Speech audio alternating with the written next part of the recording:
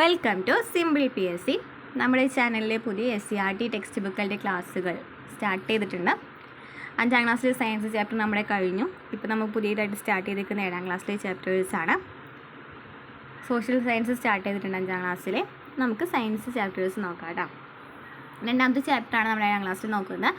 ആസിഡുകളും ബേസുകളും എന്ന് പറയുന്ന ചാപ്റ്ററാണ് നോക്കുന്നത്. ഇമ്പോർട്ടൻ്റ് ആയിട്ടുള്ള പാടാണ്. ആസിഡും ബേസൊക്കെ ഇടയ്ക്കിടയ്ക്ക് ക്വസ്റ്റ്യൻസ് ചോദിച്ച് കണ്ടിട്ടുണ്ട്. ഇവിടെ നമുക്ക് നമ്മുടെ പോയിന്റിലേക്ക് വരാം അല്ലേ. ചില ആസിഡുകൾക്ക് എന്ത് രുചിയാണുള്ളത്? ആസിഡുകൾക്ക് പുളി രുചിയാണ് ഉള്ളത്. ആൽക്കലിക്ക് എന്താണ് രുചി? ലിറ്റ്മസ് പേപ്പർ എന്ന് വെച്ചാൽ എന്താണെന്ന് പറഞ്ഞിട്ടുണ്ട് കേട്ടോ. ലിറ്റ്മസ് പേപ്പർ എന്ന് വെച്ചാൽ എന്താണ്? മരങ്ങളിലും പാറകളിലും മറ്റും പറ്റിപ്പിടിച്ച് വളരുന്ന സസ്യവിഭാഗമായ ചിലയിനം ലൈക്കണുകളുടെ സത്തിൽ നിന്ന് നിർമ്മിക്കുന്ന ചായമാണ് ലിറ്റ്മസ് എന്ന് പറയുന്നത്. ഇത് നിറമാറ്റം വഴി പദാർത്ഥങ്ങളുടെ സ്വഭാവം തിരിച്ചറിയാൻ സഹായിക്കുന്നു. ലൈക്കണുകളുടെ സത്ത് കടലാസിൽ പുരട്ടി ലിറ്റ്മസ് പേപ്പറും വെള്ളത്തിൽ ലയിപ്പിച്ച് ലിറ്റ്മസ് ലായനിയും ഉണ്ടാക്കാം. നീല ചുവപ്പ് നിറങ്ങളിലുള്ള ലിറ്റ്മസ് പേപ്പറുകൾ ലായനികളും സ്കൂൾ ലബോറട്ടറിയിൽ ലഭ്യമാണ്. അപ്പോൾ ലിറ്റ്മസ് പേപ്പർ എന്ന് പറയുന്നത് നമുക്ക് ആസിഡാണോ ബേസാണോ എന്ന് തിരിച്ചറിയുന്നതിന് വേണ്ടിയിട്ടാണ് ലിറ്റ്മസ് പേപ്പർ ഉപയോഗിക്കുന്നത്. ലിറ്റ്മസ് എവിടെ നിന്നാണ് കിട്ടിയത്? മരങ്ങളിലും പാറകളിലും കാണപ്പെടുന്ന ഒരു സസ്യമാണ് ലേക്ക് എന്ന് പറയുന്നത്. അതിൻ്റെ സത്തിൽ നിന്നാണ് നിർമ്മിക്കുന്ന ചായത്തിയാണെന്ന് പറയുന്നത് ലിറ്റ്മസ് പേപ്പർ എന്ന് പറയുന്നത്. ആസിഡുകളും ബേസുകളും. നീല ലിറ്റ്മസിനെ ചുവപ്പാക്കുന്ന പദാർത്ഥങ്ങളാണ് ആസിഡുകൾ എന്ന് പറയുന്നത്. അപ്പോൾ ആസിഡിൻ്റെ കളർ എന്ന് വെച്ചാൽ എന്താണ്?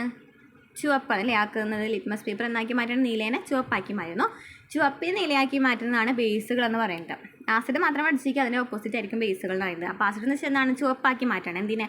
നീലൻ ചുവപ്പ് മാത്രമേ ഉള്ളൂ ഇവിടെ കളർ എന്ന് പറയുന്നത്. അപ്പോൾ നീലേനെ ചുവപ്പാക്കി മാറ്റുന്നതാണ് എന്തെന്ന് പറയുന്നത്? ആസിഡുകൾ എന്ന് പറയുന്നത്. എന്താണ് സൂചകങ്ങൾ എന്ന് പറയുന്നത്?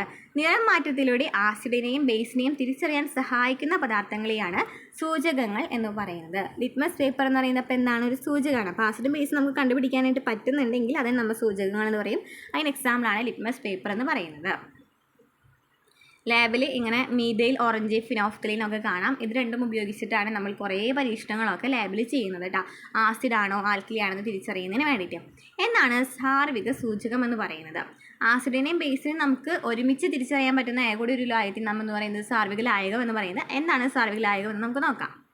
ഒരേ സമയം ആസിഡിനെയും ബേസിനെയും തിരിച്ചറിയാൻ ഉപയോഗിക്കുന്ന ഒരു സൂചകമാണ് സാർവിക സൂചകം. പല സൂചകങ്ങളുടെയും ഒരു മിശ്രിതമാണിത്. ഇതിൻ്റെ ഏതാനും തുള്ളി ആസിഡുകളിലോ ബേസുകളിലോ ചേർക്കുമ്പോൾ അവയുടെ സ്വഭാവവും തീവ്രതയും അനുസരിച്ച് പല നിറങ്ങളിലും ലഭിക്കുന്നു. കുപ്പിക്ക് പുറത്തുള്ള കളർ ചാർട്ടുമായിട്ട് താരതമ്യം ചെയ്ത് ദ്രാവകത്തിൻ്റെ സ്വഭാവവും തീവ്രതയും കണ്ടെത്താം എന്ന് പറയുന്നുണ്ട്.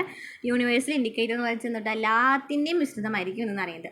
ഇത് ഒരു തുള്ളി ഉപയോഗിച്ചിട്ട് നമുക്ക് എന്ത് ആസിഡാണോ ആൽക്കലിയാണോ തിരിച്ചറിയാനായിട്ട് പറ്റും. അപ്പോൾ നമുക്ക് ഇതുമൊരു ചാർട്ട് കൊടുത്തിട്ടില്ലേ പല കളറിലുള്ള, നമുക്ക് എന്ത് കളറാണ് കിട്ടുന്നത് അതനുസരിച്ച് നമുക്ക് ആസിഡാണ് ബേസ് ആണെന്ന് നമുക്ക് നോക്കാനായിട്ട് പറ്റും. ആസിഡുകൾക്ക് എന്താണ്? പുളി രുചിയാണ് പറഞ്ഞു. ബേസുകൾക്ക് എന്താണുള്ളത്? കാരരുചിയാണ് ഉള്ളത്. ഇനി പുളി രുചി എന്നതിന് ലാറ്റിൻ ഭാഷയിൽ അസിഡസ് എന്നാണ് പറയുക. അങ്ങനെയാണ് ആസിഡ് എന്നുള്ള പേരുണ്ടായെന്ന് പറയുന്നുണ്ട്. ലാറ്റിൻ ഭാഷയിൽ എന്താണ് അറിയപ്പെടുന്നത്? അസിഡസ് എന്നാണ് അറിയപ്പെടുന്നത്. ഇനി നമുക്ക് നമ്മളുടെ ഭക്ഷ്യവസ്തുക്കളിലുള്ള പ്രധാന ആസിഡുകൾ ഏതൊക്കെയാണെന്ന് നമുക്ക് നോക്കാം. മോര്, തൈര് എന്നിവയിൽ എന്താണ്? ലാക്റ്റിക് ആസിഡാണ് മോര് തൈരിലുള്ളത്. വിനാഗിരിയിൽ അസിറ്റിക് ആസിഡ്, നാരങ്ങയിൽ സിട്രിക് ആസിഡ്, വാളംപുളിയിൽ tartaric acid, apple malic acid, നെല്ലിക്ക അസ്കോർബിക് ആസിഡ്, തക്കാളി ഓക്സാലിക് ആസിഡ്. ഈ അസ്കോർബിക് ആസിഡ് എന്ന് പറയുന്നത് എവിടെയെങ്കിലും കേട്ടിട്ടുണ്ടാവും നിങ്ങൾക്ക് അല്ലേ? വൈറ്റമിൻ സിയുടെ ഒരു നാമം എന്ന് പറയുന്നതാണ് അല്ലേ അസ്കോർബിക് ആസിഡ് എന്ന് പറയുന്നത്. അപ്പോൾ മോര്, തൈര് ലാക്റ്റിക് ആസിഡ്, വിനാഗിരി അസിറ്റിക് ആസിഡ്, നാരങ്ങ സിട്രിക് ആസിഡ്, വാളംപുളി tartaric acid, apple malic acid, നെല്ലിക്ക അസ്കോർബിക് ആസിഡ്, തക്കാളി ഓക്സാലിക് ആസിഡ്. അപ്പോൾ പറയുന്നുണ്ടല്ലോ നെല്ലിക്കയിൽ ധാരാളം വൈറ്റമിൻ സി അടങ്ങിയിട്ടുണ്ട്. വൈറ്റമിൻ സി എന്ന് പറയുന്നത് എന്താണ്? അസ്കോർബിക് ആസിഡാണ്. ഇതിൻ്റെ സാന്നിധ്യമാണ് നെല്ലിക്കയ്ക്ക് പുളി രുചി നൽകുന്നത്. ഇനി പാൽ തൈരാകുമ്പോൾ എന്താണ് സംഭവിക്കുന്നത്? പാൽ നമ്മൾ തൈരാക്കാറുണ്ട് വീട്ടിലല്ലേ. അപ്പോൾ അവിടെ എന്തോ ഒരു പ്രവർത്തനം നടക്കുന്നല്ലോ, അതിനെ സഹായിക്കുന്ന ആളാണ് ഈ ആൾ. ആരാണ്? ലാക്ടോബേസിലസ് ബാക്ടീരിയ. പാല് തൈരാകുമ്പോൾ എങ്ങനെയാണ് അതിന് ആസിഡ് സ്വഭാവം വരുന്നത്? പാലിനെ തൈരാക്കി മാറ്റാൻ തിളപ്പിച്ചാറിയ പാലിൽ അല്പം തൈര് ഒഴിക്കാറുണ്ട് അല്ലേ. തൈരിൽ ലാക്ടോബേസിലസ് എന്ന ബാക്ടീരിയ അടങ്ങിയിട്ടുണ്ട്. ഇവ പാലിൽ നിന്ന് പോഷണം നടത്തുന്നതിൻ്റെ ഫലമായി ഉണ്ടാകുന്ന ലാക്റ്റിക് ആസിഡാണ് തൈരിന് പുളി രുചി നൽകുന്നത് എന്ന് പറയുന്നുണ്ട്. ഇനി ഏതൊക്കെയാണ് ആസിഡ്, ഏതൊക്കെയാണ് ബേസുകൾ എന്ന് പറയുന്നുണ്ട്. ഏതാണ് acid? Hydrochloric acid, nitric acid, sulphuric acid, acetic acid. ബേസുകൾ എന്ന് വെച്ചാലോ calcium hydroxide, sodium hydroxide, potassium hydroxide. ഇനി കാൽസ്യം ഹൈഡ്രോക്സൈഡ് വെച്ചാൽ എന്താണ്? ചുണ്ണാമ്പാണ്. സോഡിയം ഹൈഡ്രോക്സൈഡ് എന്ന് വെച്ചാലോ caustic soda. Potassium hydroxide caustic potash. ആ പേരിൽ തന്നെ ഉണ്ട് അല്ലേ, കാസ്റ്റിക് എന്നുള്ളത് കിട്ടിയാൽ കാസ്റ്റിക് സോഡ, കാസ്റ്റിക് പൊട്ടാഷ് എന്നുള്ളത് കിട്ടും. അപ്പോൾ ആസിഡ് എന്ന് പറയുന്നത് ഭയങ്കര ഡേഞ്ചർ ആയിട്ടുള്ള സംഭവമാണ്. നമ്മൾ എവിടെയെങ്കിലും ശരീരഭാഗങ്ങളിൽ വീണാൽ എന്ത് സംഭവിക്കും? പൊള്ളലേൽക്കും. നമ്മൾ ആസിഡിനെ കൈകൊണ്ട് തൊടാൻ പാടില്ല, മണത്ത് നോക്കാൻ പാടില്ല, രുചിച്ച് നോക്കാൻ പാടില്ല. ടെസ്റ്റ് ട്യൂബ് പിടിക്കാനായിട്ട് ഹോൾഡർ വരെ ഉപയോഗിക്കണം എന്നാണ് പറയുന്നത്. ആസിഡ് വീണാൽ വീര്യം കൂടിയ ആസിഡുകൾക്ക് ജലാംശം വലിച്ചെടുക്കുവാനും താപം പുറത്തുവിടാനും കഴിവുണ്ട്. അവ ശരീരത്തിൽ വീണാൽ പൊള്ളലുണ്ടാകും. എന്താണ് വീര്യം കൂടിയ ആസിഡുകൾക്ക്? അത് നമ്മുടെ ശരീരത്തിൽ ജലാംശം വലിച്ചെടുത്തിട്ട് താപം പുറത്തുവിടും. അപ്പോൾ എന്ത് സംഭവിക്കും? പൊള്ളലുണ്ടാകും. പൊള്ളലേറ്റ ഭാഗത്ത് തണുത്ത വെള്ളം കുറേ സമയം ഒഴിക്കുകയാണ് നമുക്ക് ചെയ്യാൻ പറ്റുന്ന കാര്യം. പൊള്ളലേറ്റ് അപ്പോൾ നമ്മൾ എന്ത് ചെയ്യണം? ആശുപത്രിയിൽ കൊണ്ടുപോകണം. ഇനി ഉറുമ്പ് കടിക്കുമ്പോൾ ഉറുമ്പിൻ്റെ ശരീരത്തിൽ എന്ത് ആസിഡാണുള്ളത്? ഫോർമിക് ആസിഡാണ് ഉറുമ്പിൻ്റെ ശരീരത്തിലുള്ളത്. ഉറുമ്പ് കടിക്കുമ്പോൾ ഈ ആസിഡ് നമ്മുടെ ശരീരത്തിൽ പ്രവേശിക്കുന്നു. ഇത് ശരീരകോശങ്ങളുമായി പ്രവർത്തിക്കുന്നതാണ് ഉറുമ്പ് കടിക്കുമ്പോഴുള്ള വേദനയ്ക്ക് കാരണം. അപ്പോൾ ഉറുമ്പ് കടിക്കുമ്പോൾ ഉണ്ടാകുന്ന വേദനയ്ക്ക് പിന്നിലും ഒരു ആസിഡ് ഉണ്ട്. അത് എന്താണ്? ഉറുമ്പിൻ്റെ ആസിഡ് ഏതാണ്? ഉറുമ്പിൻ്റെ ശരീരത്തിലുണ്ടാകുന്ന ആസിഡ് ഏതാണ്? ഫോർമിക് ആസിഡാണ്. അത് നമ്മുടെ ശരീരത്തിലെ കടക്കുമ്പോൾ എന്ത് സംഭവിക്കും? നമ്മുടെ ശരീരകോശങ്ങളുമായിട്ട് പ്രവർത്തിക്കുമ്പോൾ എന്ത് സംഭവിക്കും? ഉറുമ്പ് കടിക്കുമ്പോൾ വേദന ഉണ്ടാകും അല്ലേ? ഇനി ശരീരത്തിനുള്ളിലും ആസിഡ് ഉണ്ടോ എന്ന് ചോദിക്കുന്നുണ്ട്. ശരീരത്തിനുള്ളിൽ ആസിഡ് ഉണ്ടോ? ഉണ്ടല്ലേ. പല അവയവങ്ങളിലും ശരീരത്തിനുള്ളിൽ ആസിഡ് ഉണ്ട് അല്ലേ. നമ്മുടെ ശരീരത്തിൽ പല അവയവങ്ങളിലും ആസിഡ് ഉണ്ട്. മെയിനായിട്ട് പറയുകയാണെന്നുണ്ടെങ്കിൽ പെട്ടെന്ന് ഓർമ്മ വരുന്ന ഇതാണ് ആമാശയാണ്. ആമാശയത്തിൽ ഹൈഡ്രോക്ലോറിക് ആസിഡ് നിന്ന് പഠിച്ചിട്ടുണ്ട് അല്ലേ. നാം കഴിക്കുന്ന ആഹാരത്തിൻ്റെ ദഹനത്തെ സഹായിക്കാനായി ആമാശയത്തിൽ ഹൈഡ്രോക്ലോറിക് ആസിഡ് ഉൽപ്പാദിക്കപ്പെടുന്നുണ്ട്. ചിലരിൽ ഇതിൻ്റെ ഉൽപ്പാദനം കൂടുന്നതിന് ഫലമായിട്ടുണ്ടാകുന്ന രോഗാവസ്ഥയാണ് അസിഡിറ്റി എന്ന് പറയുന്നത്. ആമാശയത്തിനുള്ളിലെ നീറ്റൽ, നെഞ്ചിരിച്ചിൽ, പുളിച്ചത് കിട്ടൽ, മലബന്ധം എന്നിവ അസിഡിറ്റിയുടെ ലക്ഷണങ്ങളാണ്. അസിഡിനെ നിർവീര്യമാക്കുന്ന ആസിഡുകൾ എന്നറിയപ്പെടുന്ന ബന്ധങ്ങളാണ് ഡോക്ടർമാർ ഇതിന് പരിഹാരമായിട്ട് നിർദ്ദേശിക്കുന്നത്. അപ്പോൾ നമ്മുടെ ശരീരത്തിൽ നമ്മുടെ ആഹാരത്തിന് ദഹനത്തെ സഹായിക്കുന്നതിന് വേണ്ടിയിട്ട് ആമാശയത്തിൽ എന്ത് ആസിഡ് ഉണ്ട്? HCl, ഹൈഡ്രോക്ലോറിക് ആസിഡ് ഉണ്ട്. ഇത് കൂടുതലാവുകയാണെന്നുണ്ടെങ്കിൽ നമുക്ക് അസിഡിറ്റി ഉണ്ടാകും. അതുപോലെ തന്നെ എന്തൊക്കെ ഉണ്ടാകും? നെഞ്ചിരിച്ചിലുണ്ടാകും, പിന്നെ മലബന്ധം ഉണ്ടായിരിക്കും. അപ്പോൾ ഇതിനൊക്കെ നിർവീര്യമാക്കുന്നതിന് നമ്മൾ ഹോസ്പിറ്റലിൽ പോയാൽ ഡോക്ടർ എന്ത് തരും? ആൻറ്റാസിഡുകൾ നൽകും. ഓക്കെ. ഇനി ആസിഡും ലോഹങ്ങളായിട്ട് പ്രവർത്തിക്കുമ്പോൾ എന്താണ് ഉണ്ടാവുക? ഇത് കാണാറുണ്ട് കേട്ടോ ക്വസ്റ്റ്യൻ. ആസിഡുകൾ ലോഹങ്ങളുമായിട്ട് പ്രവർത്തിക്കുമ്പോൾ ഹൈഡ്രജൻ ഉണ്ടാകുന്നു. അപ്പോൾ കത്തുന്ന വാതകം എന്ന് പറയുന്നത് എന്താണ്? ഹൈഡ്രജനാണ്. അപ്പോൾ നമുക്ക് ഇതിന് 2 ക്വസ്റ്റ്യൻ കിട്ടി. കത്തുന്ന വാതകമാണ് ഹൈഡ്രജൻ. ആസിഡുകൾ ലോഹങ്ങളുമായി പ്രവർത്തിക്കുമ്പോൾ ഹൈഡ്രജൻ ഉണ്ടാകുന്നു.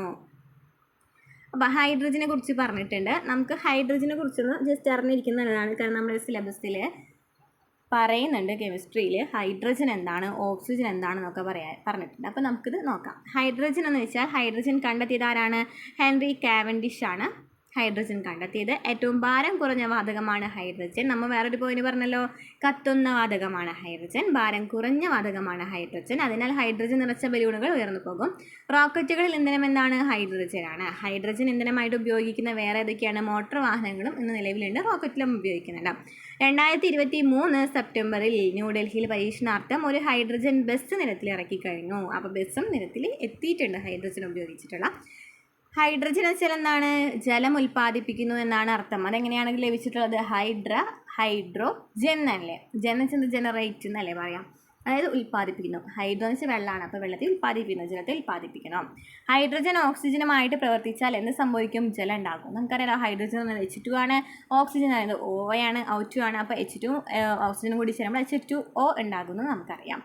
അപ്പോൾ ഇത് ജലത്തെ വിഘടിപ്പിച്ചപ്പോൾ എന്ത് സംഭവിക്കും? ഹൈഡ്രജനും ഓക്സിജനും ഉണ്ടാക്കാം. ഭാവിയുടെ ഊർജ്ജ വാഗ്ദാനമാണ് ഹൈഡ്രജൻ എന്ന് പറയുന്നത്. അച്ചാറുകൾ സൂക്ഷിക്കാനായിട്ട് ലോഹപാത്രങ്ങൾ ഉപയോഗിക്കാറില്ല. കാരണം എന്താണ്? ആസിഡും ലോഹങ്ങളുമായിട്ട് പ്രവർത്തിച്ച് ഹൈഡ്രജൻ ഉണ്ടാകും. അത് കാരണം അച്ചാറുകൾ സൂക്ഷിക്കാൻ ലോഹപാത്രങ്ങൾ ഉപയോഗിക്കുകയില്ല. തൈര്, മോര് എന്നിവ ചേർത്ത് കറികൾ ഉണ്ടാക്കാനായിട്ട് നമുക്ക് കൂടുതലും മൺപാത്രങ്ങളാണ് ഉപയോഗിക്കുന്നത്. ആസിഡുകളുടെ ഉപയോഗങ്ങൾ പറയുന്നുണ്ട് അല്ലേ. ഉപ്പിടാനും അതുപോലെ തന്നെ അച്ചാറുകളിലൊക്കെ ഉപയോഗിക്കുന്ന എന്താണ്? ആസിഡാണ്. നമുക്ക് നോക്കാം ഏതൊക്കെയാണെന്നുള്ളത്. ഫോർമിക് ആസിഡ്, സിട്രിക് ആസിഡ് എന്തിനാണ്? പാനീയങ്ങൾ ഉണ്ടാക്കാൻ അല്ലേ. സിട്രിക് ആസിഡ് പാനീയങ്ങൾ ഉണ്ടാക്കാൻ ഉപയോഗിക്കുന്നു. സൾഫ്യൂരിക് ആസിഡ് മോട്ടോർ വാഹനങ്ങളുടെ ബാറ്ററിയിലും രാസവള നിർമ്മാണത്തിനും. നൈട്രിക് ആസിഡ് രാസവളം, പെയിൻറ്റ്, ചായങ്ങൾ എന്നിവ നിർമ്മിക്കാൻ. ടാനിക് ആസിഡ് തുകൽ, മഷി എന്നിവ നിർമ്മിക്കാൻ ടാനിക് ആസിഡ്. കാർബോണിക് ആസിഡ് എന്തിനായിരുന്നു? സോഡാ വെള്ളത്തിനാണ് കാർബോണിക് ആസിഡ് ഉപയോഗിക്കുന്നത് അല്ലേ.